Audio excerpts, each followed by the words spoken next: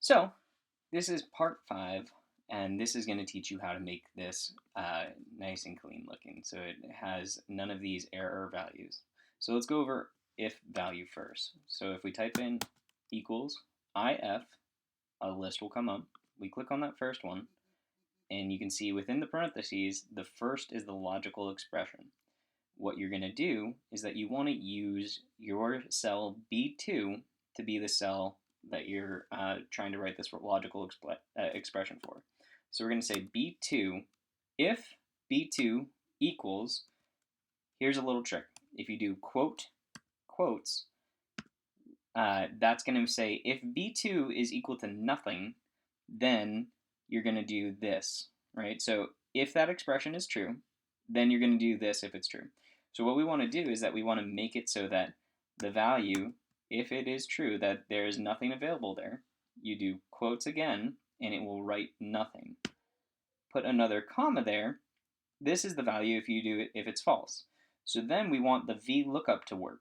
So what we're going to do is that we'll have the Vlookup equation posted in here. So B2 equals nothing, do nothing. If B2 equals something, do this third thing. All right, that's how it is for using an if statement. So if we copy that, we come up to this first one, we go ahead and we go at the very beginning of the Vlookup, paste it, add one comma, right? Now you can see that it becomes empty. So that's how you would use an if statement to clean everything up. You can also do it with if error. So if we come here and press if error, click on that first one, the value is going to be that Vlookup that we just created.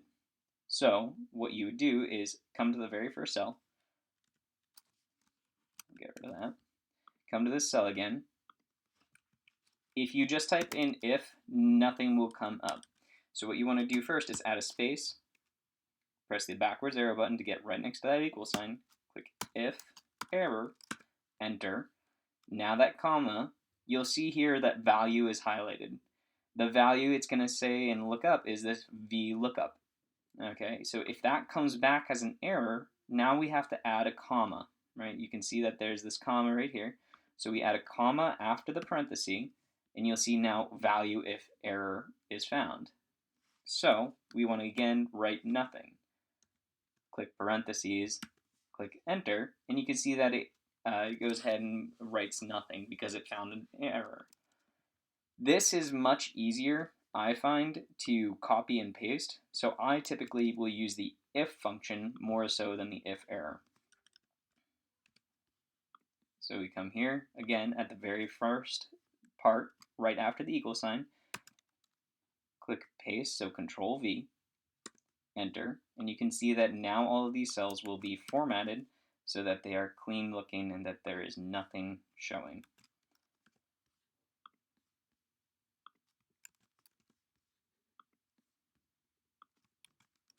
All right, so to make sure that this is working, let's click here, click on Max Shipping again, and you can see we'll get rid of that because it's saying B2 is no longer true where it's blank, where there's nothing there, and so it's giving you a value of false. If we wanted to, you can also make it write blank, and so now it's going to be empty.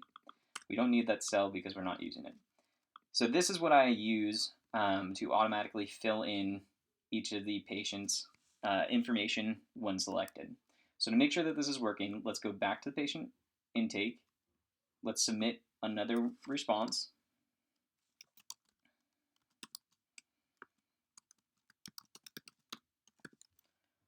Okay, date of birth.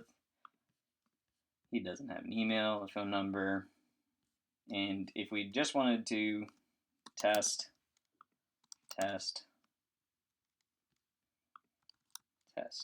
3, test 4, test 5, and test 6, click submit. If we go back to the template, upper extremity, and we go to the patient name, Now you'll see that there's another patient's name listed. We click that and it automatically updates all of this information. So that's how you'll use Google Forms to update your patient selection. You can then take this information and this strategy to make something look like this. So if I click on this, click on myself, all of the information is now updated. I've done it so that it searches also for a doctor and automatically updates their information as well. This Google Sheet template that I've made, you can add multiple referring clinicians so that you'll get all of their updated NPIs automatically. I've created drop-down menus for common listed upper extremity injuries for ICD-10.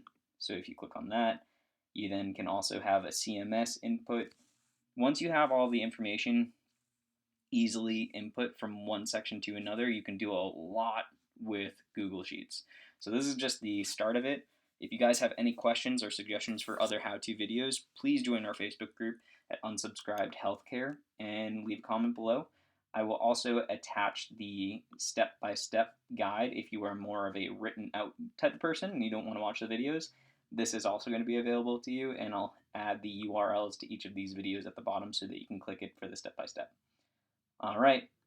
As always, remember to unsubscribe.